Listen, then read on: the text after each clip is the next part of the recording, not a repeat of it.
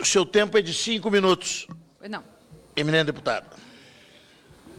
Senhor presidente, senhores deputados e deputadas, os nossos colegas na mesa, saudar a todos. Saudar a todos aqui presentes. Dois por inscrição. Opa.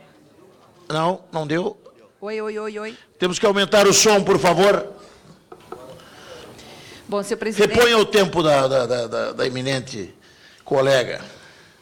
Todos devidamente saudados, eu gostaria primeiro de dizer que eu recebi uma informação aqui em primeira mão, que eu estou extremamente satisfeita com ela, que a informação que a gente recebeu aqui da nossa assessoria é que, da assessoria do PT, que foi mantida a liminar que suspende a propaganda governamental sobre a reforma da Previdência.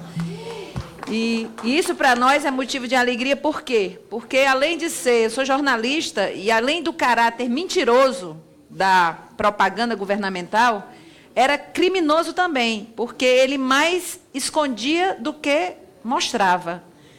E quando você viu que eles chegaram ao ponto de dizer que se não fizesse a reforma da Previdência e acabar com o Bolsa Família, é de uma crueldade, é de uma maldade contra o povo impressionante.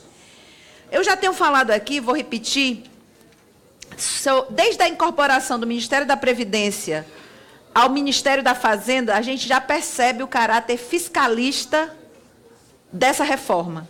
E eu digo isso porque quando a gente está falando aqui da Previdência no Brasil, nós estamos falando aqui de uma política pública, essencialmente, que articula diversas dimensões diferentes da vida dos seres humanos. Porque trata de direito social, trata de condição de vida. Ou seja, nós queremos um país, e nós, como parlamentares federais, temos a obrigação de lutar por um país onde as pessoas tenham boas condições de vida, e não uma vida precária, principalmente na velhice. Ao colocar em xeque os direitos da população rural, essa reforma compromete uma parte considerada estratégica para o nosso país. E por quê? Porque nós estamos falando aqui de trabalhadores e trabalhadoras que produzem alimento para 85% da população brasileira, que são os moradores da cidade. Ou seja, não só fazem coisa para seu autoconsumo, mas tem um papel social aí desenvolvido por essas pessoas. E o que a gente vê, e eu tenho falado também quando estou percorrendo o interior do estado do Ceará, do meu estado, que os vereadores e prefeitos das pequenas cidades já sabem que essa reforma ela vai quebrar muitos municípios. Porque hoje, em muitos municípios, uma das principais fontes de renda que faz girar o comércio local é exatamente o pagamento da chamada aposentadoria rural. Boa parte dos pequenos municípios tem a Previdência como sua primeira ou a sua segunda renda. Ou seja, significa que nós estamos saindo de uma situação de garantia, depois da Constituição de 88, do benefício da Previdência para os trabalhadores rurais, para o fim da política de aposentadoria rural. Porque a exigência da comprovação de 15 anos de exercício da atividade rural como critério de acesso à aposentadoria vai ser substituído pela obrigatoriedade de recolhimento de uma contribuição previdenciária individual e periódica por um prazo mínimo de 25 anos.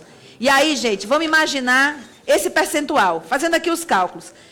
Além do recolhimento de 2%, anteriormente o que pregava a lei, você imagina que um boleto mensal equivalente a 5% do salário mínimo, que daria em torno de R$ 47.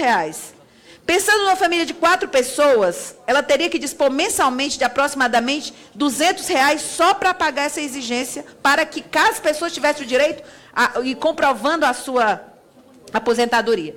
Só que a gente sabe que no campo, o documento é uma coisa muito rara. É outra vida. O Palácio do Planalto demonstra total desconhecimento com a vida do nosso trabalhador e trabalhador rural. Não tem essa...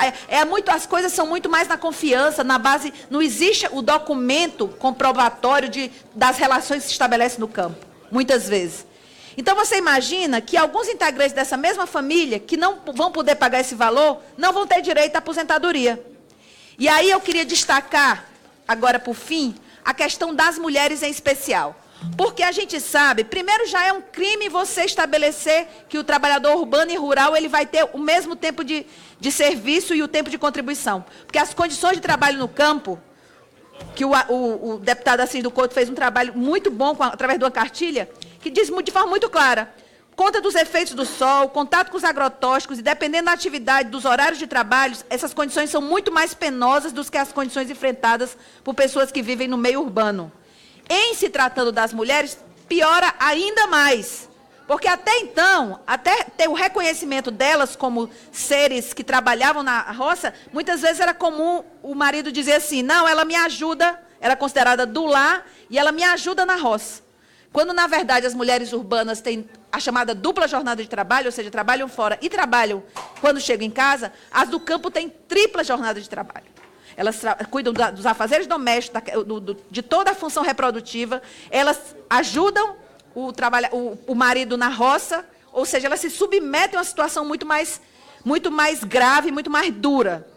E essa luta pela visibilidade da mulher do campo, ela é muito antiga. Nós estamos retrocedendo décadas de luta de mulheres que lutaram para serem reconhecidas nos seus direitos. Ou seja, segundo o IBGE, mais de 70% das mulheres do campo começam a trabalhar antes dos 14 anos. Ou seja, na cidade esse número cai para 34% de mulheres no meio urbano que começam a trabalhar antes dos 14 anos. Então, gente, sobre todos os aspectos, a questão da aposentadoria rural está sendo destruída numa velocidade impressionante. É o governo chamar para si, novamente, o que a gente chama, não é só a pobreza no campo, a fome no campo.